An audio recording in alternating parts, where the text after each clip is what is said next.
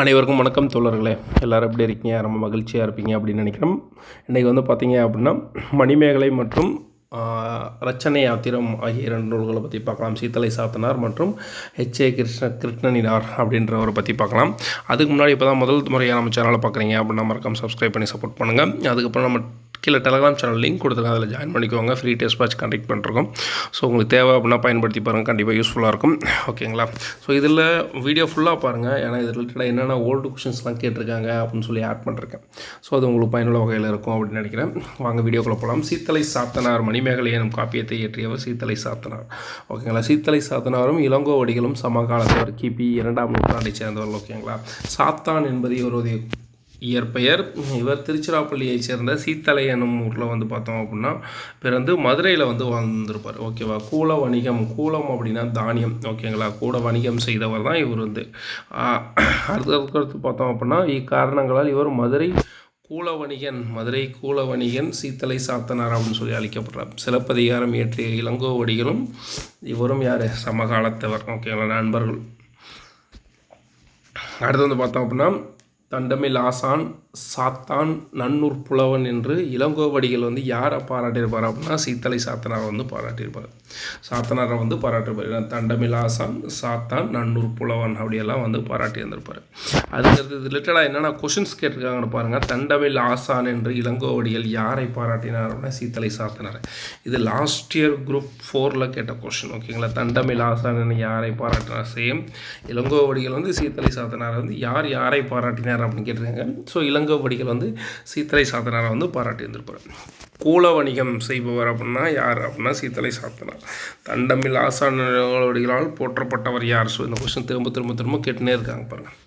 So அப்போ இதை வந்து நம்ம கொஞ்சம் இம்பார்ட்டன்ட் கொடுத்து திரும்ப படிக்கணும். ஸோ இவருடைய பட்டப்பெயர் என்னென்ன பட்டப்பெயர் இருக்குது அப்படின்னு சொல்லி பார்த்துட்டு அது யார் இவர் வழங்கியிருக்கார், அது இளங்கோவடிகள் வந்து வழங்கியிருக்காரு அப்படின்றத கொஞ்சம் டீப்பாக நம்ம படிச்சுக்கலாம். ஓகேங்களா?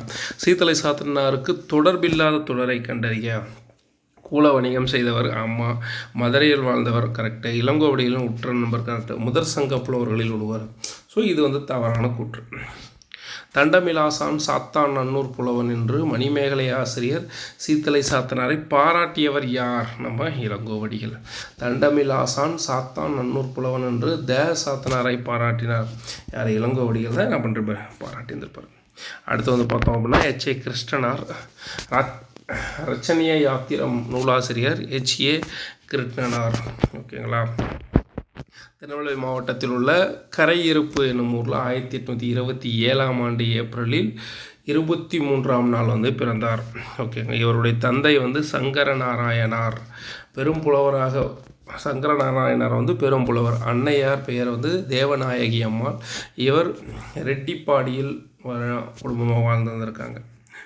கிருஷ்ணனார் தந்தையிடம் தமிழ் இலக்கியங்களையும் மாணிக்க தேவரிடம் இலக்கணங்களையும் பிளனவ ஜோதிடரிடம் வடமொழியையும் கற்றார். ஸோ இவருக்கு வந்து மொத்தம் தமிழ் மற்றும் வடமொழி தமிழ் இலக்கியங்கள் வந்து பார்த்திங்கன்னா தந்தையிடமே கற்றிருக்கார் மாணிக்க வாசகர். ஓகேங்களா? இலக்கணம் வந்து பார்த்திங்க அப்படின்னா ஒரு நிமிஷம்.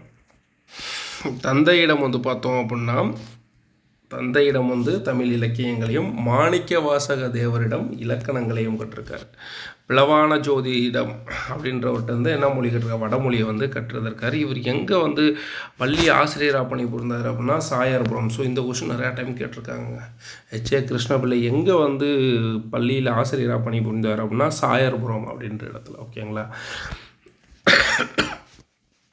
ரச்சனிய சமயம், நிர்ணயம், ரச்சனிய மனோகரம், ரச்சனிய குரல் எனும் நூல்களை வந்து இவர் எழுதியிருக்கார்.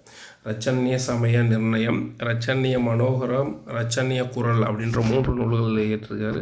கிறிஸ்தவ கம்பர் என்று போற்றப்படுவோர் யார்? புகழ்பெற்ற பெருங்கவிஞர். 1900ஆம் ஆண்டு பிப்ரவரி 3ஆம் நாள் இயற்கை எழுதினார். ஸோ அவருடைய முக்கியமான ஒரு இதுனால கிறிஸ்தவ கம்பர் என்று அழைக்கப்படுவோர் யார் அப்படின்னா ரச்சனிய யாத்திரம் எழுதிய ஹெச்ஏ கிருஷ்ணனினார் அப்படின்றவர். அடுத்து வந்து பார்த்தீங்கன்னா ரச்சனை யாத்திரம்னா ஒரு சின்ன பாடல் சுருக்கம் பாருங்கள். ரச்சனை யாத்திரம் என்பதன் பொருள், அதாவது உயிர் தன்னை காக்க வேண்டும். பொருள் இறைவனை நோக்கி செல்லும் பயணம் என்பது. ஆன்மா ஈடேற்றத்தை விரும்புவோர் என்பது பொருந்தும் அப்படின்னு சொல்லி சொல்கிறாங்க. ஜான் பன்யன் எனும் புகழ்பெற்ற ஆங்கில நூலாசிரியர் இயற்றிய பில்கிரிம்ஸ் புரோகிரஸ் எனும் நூலை தழுவி ஹென்றி ஹால்பர்ட் ஆல்பர்ட் கிருஷ்ணனினார் வழிநூலாக தமிழில் ரச்சனை யாத்திரம் என்னும் பெயரில் இயற்றினார் அப்படின்னு சொல்லப்படுது. ஸோ இது ரிலேட்டடாக என்னென்ன பழைய கொஷின்ஸ், அதாவது ஓல்டு ரீசெண்டாக கேட்ட கொஷின்ஸ் என்னென்ன கேட்டிருக்காங்க பாருங்கள். டிஎன்பிசியில் H.A. கிருஷ்ணன பிள்ளையின் தமிழ் ஆசிரியராக எவ்வூரில் பணியாற்றினார் சொல்லியிருந்தார் இல்லைங்களா. சாயர்புரம் என்னும் ஊரில் வந்து தமிழ் ஆசிரியராக பணியாற்றியிருந்திருப்பார். H.A. கிருஷ்ணருக்கு இலக்கணம் கற்பித்தவர் யார் அப்படின்னா மாணிக்க வாசக தேவர். அதை இலக்கணம், ஓகே, இலக்கியம், இலக்கணம் மற்றும் வடமொழி 3 பேர் கற்றுக் கொடுத்துருப்பாங்க. இதில் பார்த்தீங்க அப்படின்னா இங்கே பாருங்கள், தந்தை வந்து தமிழ் இலக்கியங்களை கற்றுக் கொடுத்துருப்பார். தந்தை வந்து தமிழ் இலக்கியங்கள், மாணிக்க வாசக தேவர் பார்த்தீங்கன்னா இலக்கணங்களை கற்றுக் கொடுப்பார். அடுத்து வந்து பார்த்தோம் அப்படின்னா பிளவான சோதிடர் அப்படின்றவர் வந்து பார்த்தோம் வடமொழியை கற்றுக் கொடுத்துருப்பார். ஓகேங்களா. ஸோ அதை தான் இங்கே கேட்குறாங்க. H.A. கிருஷ்ணருக்கு இலக்கணம் கற்பித்த ஆசிரியர் பெயர் என்ன அப்படின்னா மாணிக்க வாசக தேவர் அப்படின்றவர். பிளனாவ ஜோதிடரிடம் என்ன கற்றுருப்பார், வடமொழியை வந்து கற்றுருந்துருப்பார். தெய்வநாயகி வந்து அவருடைய அம்மா. ஓகேங்களா. அடுத்த ரச்சனை யாத்திரம் என்பதன் பொருள் யாது, இறைவனை நோக்கி செல்லும் பயணம். ஸோ அந்த கீழே வந்து பார்த்தோம் இல்லைங்களா, ஒரு பொருள் மாதிரி இறைவனை நோக்கி செல்லும் பயணத்தின் பேர் தான் ரச்சனை யாத்திரம். ரச்சனை யாத்திரம் என்பதன் பொருள் வந்து அதே திரும்ப கேட்டிருக்காங்க, இறைவனை தேடி செல்லும் பயணம். இது 2019, இது 2017 கேட்டிருக்காங்க. ஆன்மா ஈடேற்றத்தை விரும்பும் பயணம் குறித்த நூல் எது? ஆன்மா ஈடேற்றத்தை விரும்பும் பயணம் குறித்த நூல் எது அப்படின்னா ரச்சனை யாத்திரம். ஓகேங்களா. அடுத்து பில்கிரிம்ஸ் ப்ரோக்ரஸ் என்னும் நூலினை தழுவி தமிழில் எழுதப்பட்ட நூல் என்னது? ரச்சனை யாத்திரம். ஸோ ரச்சனை யாத்திரம் எந்த நூலை தழுவி எழுதப்பட்டது? பில்கிரிம்ஸ் ப்ரோக்ரஸ் அப்படின்ற நூலை தழுவி எழுதப்பட்டது. அடுத்து வந்து பார்த்தீங்கன்னா சுருதி முதல் என்ற சொல்லின் பொருள் யாரை குறிக்கிறது? இது சுருதி முதல் எனும் பொருள். சுருதி முதல் என்னும் சொல்லின் பொருள் யாரை குறிக்கிறது அப்படின்னா இயேசுநாதரை பற்றி குறிக்கிறது. ஓகேங்களா. சுருதி முதல் பொருள் யாரை குறிக்கிறது? இயேசுநாதரை பற்றி குறிக்கிறது. ஓகே நண்பர்களே, அந்த வீடியோ உங்களுக்கு பயனுள்ள வகையில் இருந்திருக்கும் அப்படின்னு நினைக்கிறேன். அந்த வீடியோ பிடிச்சிருந்துச்சி அப்படின்னா மறக்காமல் ஒரு லைக் மட்டும் போடுங்க. அதுக்கப்புறம் வந்து பார்த்தீங்க அப்படின்னா நம்ம கம்யூனிட்டி கைட்லைன்ஸ் குஷ் இருக்குல்ல, அதில் வந்து பார்த்தீங்க அப்படின்னா யூடியூப்பில் கம்யூனிட்டி அப்படின்னு சொல்லி ஒரு ஆப்ஷன் இருக்கும். அதில் போனீங்க அப்படின்னா நிறைய ஓல்டு கொஷின்ஸ் வந்து போட்டிருக்கேன் ரிலேட்டட் டு டாபிக்ஸ். இப்போ சீத்தலை சாதனாரா சம்மந்தமாக இன்னும் என்னென்ன எவ்வளோ கொஷின்ஸ் கேட்டிருக்காங்களோ ஓல்டு கொஷின்ஸ் எல்லாம் கலெக்ஷன் பண்ணி அதில் வந்து போட்டிருக்கேன். ஒவ்வொரு டாப்பிக்குமே அதில் கொஷின்ஸ் இருக்கும். இது வரைக்கும் பார்த்தீங்க அப்படின்னா ஒரு 1500+ கொஷின்ஸ் வந்து போட்டிருக்கேன் தமிழில் மட்டும். ஓகேங்களா. ப்ளஸ் ஜிகே ஒரு சில கொஷின்ஸ் எல்லாம் நிறையா இருக்கும். ஃப்ரீயாக இருந்தீங்க அப்படின்னா போய் ட்ரை பண்ணி பாருங்கள். ஏன்னா அதில் வந்து ஆன்சர் ப்ளஸ் அதுக்கு ரிலேட்டடான விளக்கங்களுக்கான வீடியோவும் அதில் கொடுத்துருக்கேன். ஓகேங்களா. ஸோ அப்போ வந்து ஒரு டாபிக் பார்க்குறீங்க அப்படின்னா முழுமையாக அதை வந்து என்ன பண்ணலாம் அப்படின்னா நீங்கள் தெரிஞ்சுக்கலாம். இப்போ எக்ஸாம்பிள் வந்து 4000 திவ்ய பிரபந்தம் குலசேகர ஆழ்வார் ஆண்டாள் பற்றிய கொஷின்ஸ் எல்லாமே வந்து அதில் போட்டிருக்கேன். ஓகேங்களா. அதே மாதிரி வந்து பார்த்திங்கன்னா திருவாசகம் மாணிக்க வாசகர், அதுக்கப்புறம் பார்த்தீங்க அப்படின்னா இவர்